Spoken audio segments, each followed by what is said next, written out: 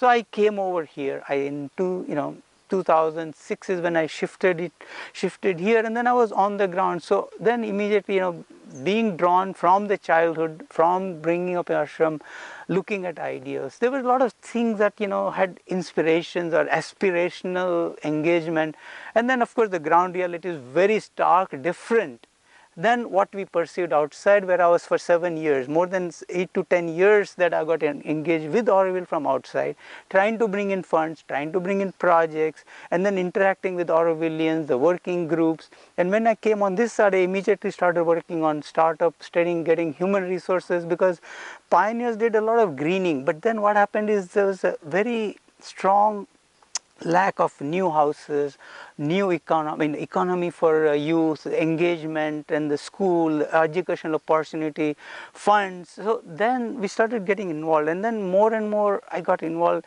Of course, learn the ground realities and how we perceive from outside, because I was also involved in getting the Auroville.org domain for Auroville, also Auroville.com. We were trying to do a lot of online website work for the AuroNet and other people. So I was involved in technology part of it because my background is from technology. I was in Silicon Valley.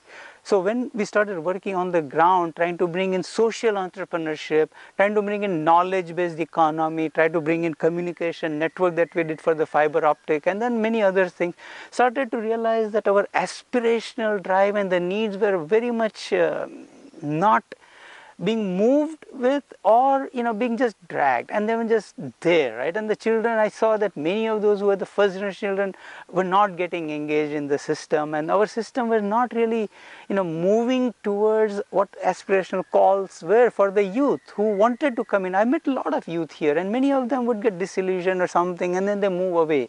And so there are a lot of ground realities, try to work with it. And many times, of course, I would interact with my friends of Auroville from outside now that I'm inside. So I also used to give them perspective that I realized they would ask me some feedback on some of the projects. Oh, that project is coming, they're asking for fund, what do you think? So I would give them, a little bit honest, saying, hey, this area, the project manager, whatever. The idea was that we start giving interactions and all that so we can have more engagement. But I realized that our system was not yet set up to have a change, and also we were constrained on resources, severely constrained. Although we tried to bring a lot of resources from outside. In fact, my friends and family said, an idiot to go to India, you can get more funds from US. I said, I know, but the work is here in Auroville.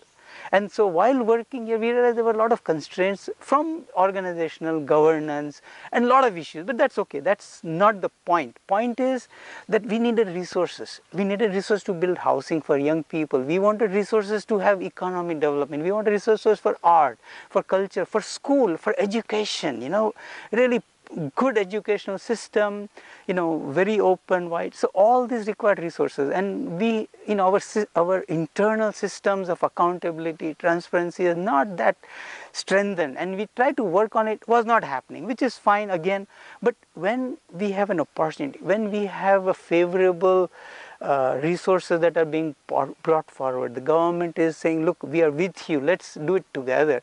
At this point, the ground realities are not as much as been presented by the social media blitzkrieg that is happening now. And I don't want to denigrate anybody, but the idea is here is an opportunity for us. Let's take it up. We can all work together. Whatever difference that we can talk about it, but there are other certain things also where right from beginning, as I said, I have been working in ashram equals one, Navjat's office, fundraising on the ground, and Matri Mandir and farms and everything. I think there are certain sincerity that we all have to maintain. There are certain things we can't say it will be an eco village. We can't be saying, oh, this is my domain. We can't say, no, nobody can build next to me because, So all these issues which are kind of hard pressed into people's psyche, mindset, has to be kind of relaxed. We got to say, look, we have to work together. We have to have the infrastructure. Any greenfield project in anywhere in the world, and I worked in US, right? When you have a greenfield project, whether it is housing, physical or even technological, the first thing you do is the infrastructure, right? When you do a project, you say, okay, if it is technology project, what are the computers, what are the resources, what are the tables, whatever, right? Same thing for when we do physical infrastructure, right? If you do not provide physical infrastructure, how are we going to create buildings? How are we going to get arteries? So we need to have a certain, we move with the plan. People can give inputs. The architects can give urban design parameters, but there are certain non-negotiable, areas we say, okay, we reserve this for future use. Doesn't matter what we put there, we'll decide together, but those areas we don't reserve, because it's actually, if you look at in the scale of, it's a very small project, really it's a very small project. So when we keep on harping to outside, it's a deemed forest, but then it was also a deemed city. So we have to be true to what we all came here and see how best we can move forward, because it's really a small project. If you walk here, I mean, anybody who has not been associated daily, and even those like who I was before, you come and walk it and you'll see that it's not something that cannot be worked with, so that we can now get back on track. Let's work to build the city, do a proper planning for the green buffer zones, for the green belts, proper structure for the city, so that even if it is slowly we develop 10,000, 15, 20, and then we develop our radius, we develop other things, but let's begin with the proper right of way, proper understanding that look, there are certain things we don't disturb. Right? There are certain things we don't block it just for the sake of blocking. All those things, that's where sincerity and collaboration is to happen. It's not about the physical one pothole here or this catchment area there or thing, because these things are very small. We can always redo it properly in a planned manner. What catchment we need, what storage we need, what mobility type we need, all this can be done.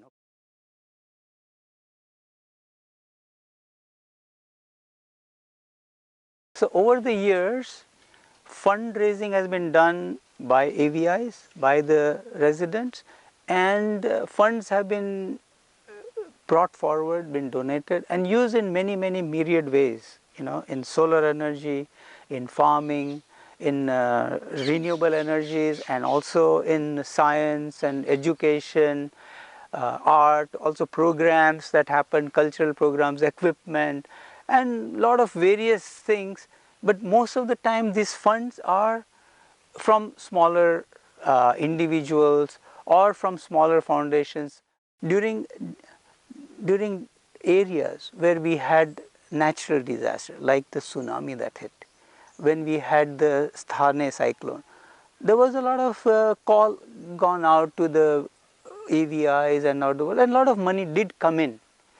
Now, when I was sitting in AVI USA, I remember during the tsunami, as a treasurer, I was expected to file reports on how the money was spent, and I understood, the difficulty of trying to get all those information accurately from the ground.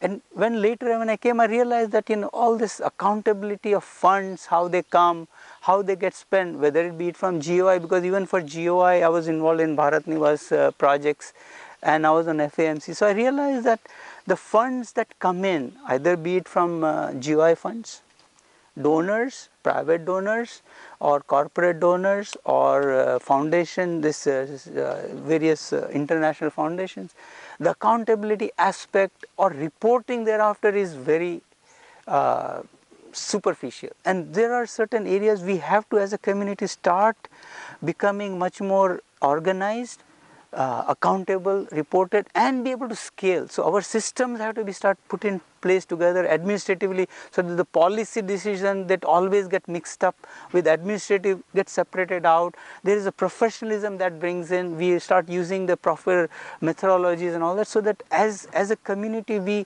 now that the funds are offered from the government in a larger scale to build the city, because before it used to be in different various areas and never for building city per se, maybe one or two houses, individuals. But now we can do infrastructure. Even if a housing project happened, they did not have funds for infrastructure, which is 1/3. So now, for making the infrastructure proper, structured, so that we can build on top, funds have been offered to prepare a proper base in ground. So at this point, it's time that we all work together, get the proper infrastructure done, so that the housing projects, whatever the urban fabric has been designed by the dream weaving process, and TDC and everybody together starts to manifest in the various areas, and we start building houses so young people can come in. So we have to start scaling up, and we have to start building the city. I think this is required now.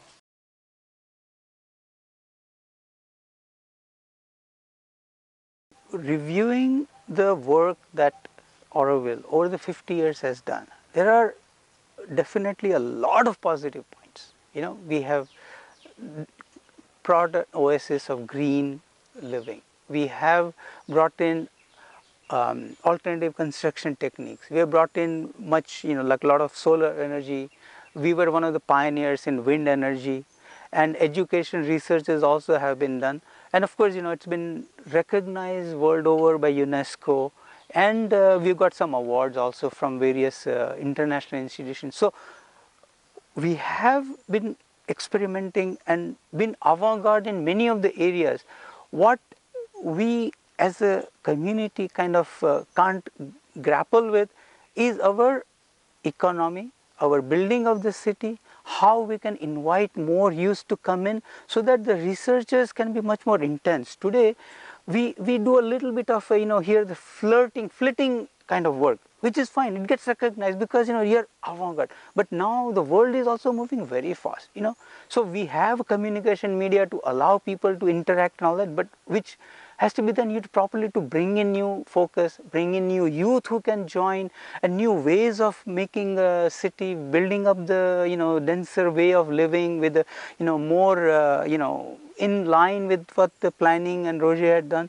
So we have to now start seeing how we can scale up. We need to build capacity for scaling. That's what, as I said, we've done many research, but the ability to scale up, to be sustainable in a larger context, what it would mean in a given, resource constraint, all those are areas that still need to be researched and brought about. And that's why we need to have more young people come in, get engaged in technology, in arts, in crafts, in economy. And so these are the areas where we need much more scaling up, we need transparency, we need digital platforms, we need various ways so that we can have much more technology to help us become much more free and engaging in art, science, culture, expression, and whatever life wants to bring about and mix and match.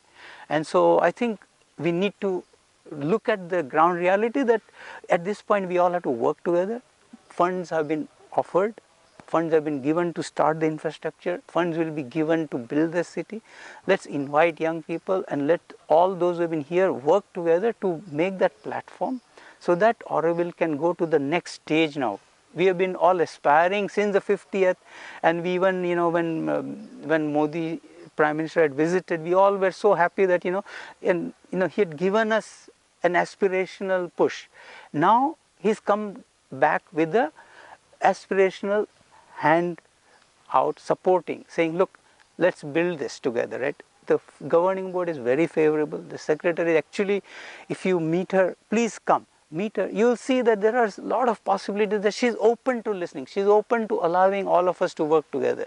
So let's all take this moment to see how we can all engage, so that what all we believe in Auroville, what we believe in Mother's project, the future of supramental cradle, the crucible that we are, that how we can help build it.